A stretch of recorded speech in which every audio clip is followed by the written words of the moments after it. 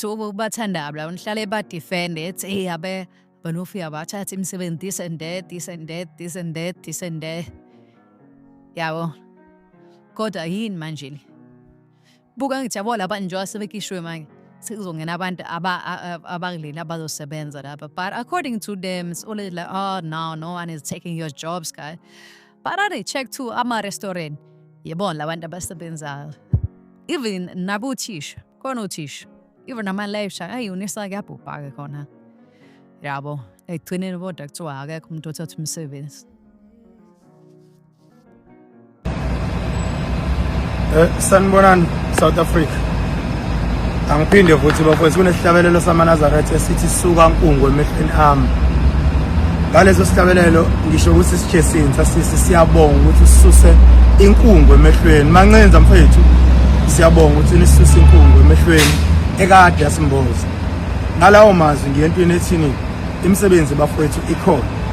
La simkhona ematrackini namhlanje.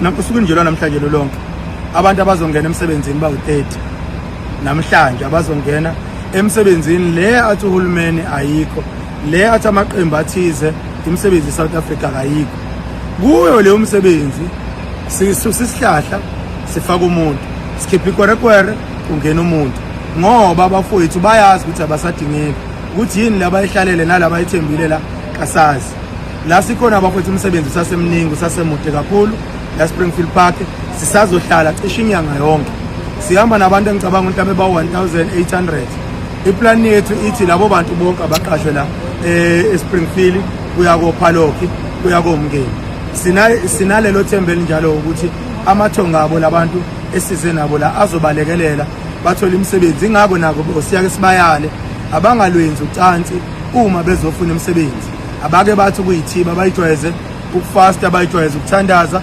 bayijwayeze ukugquma kulaba bemithi uma bezovuka bezofuna imisebenzi kodwa ngokwendlela esisebenza ngayo ke ngoba sizama ukusebenza ngendlela ehlelekile sikholwa ukuthi lo thukhwaya wethu sogcwele abantu abafuna imisebenzi bonke bazoqashwa bonke bazosebenza siyazi ukuthi uhulumeni akayifuni into enhle nawo le futhi esiyenzayo nayo akayifuni ngelinye ilanga uzosijaha asisole ngezinto ezithize ngoba vele senze into wrong masifaka abantu base South Africa emsebenzini ngokwakhe kufanele sifaka ama-foreigner eSouth Africa emsebenzini kuze kuzolamba abantu base South Africa ngoba yiyo into emjabulisayo ukuthi asipho 350 ongakwazi ukuthenga ukudla ekhaya siyabonga-ke bafowethu kakhulu nakoza kwethu esiyinikele nabo ukwenza lo msebenzi sizinsizwa nje bafowethu siwu6 bese bekhona intombi esihamba nazo eziwu6 nazo lezo ntombi esihamba nazo odade wethu abanye babo oma bethu bayinikela ukuthi ey'nganeni zethu nathi sifuna ukuba khona uqosha umlando ukuthi ziyofesa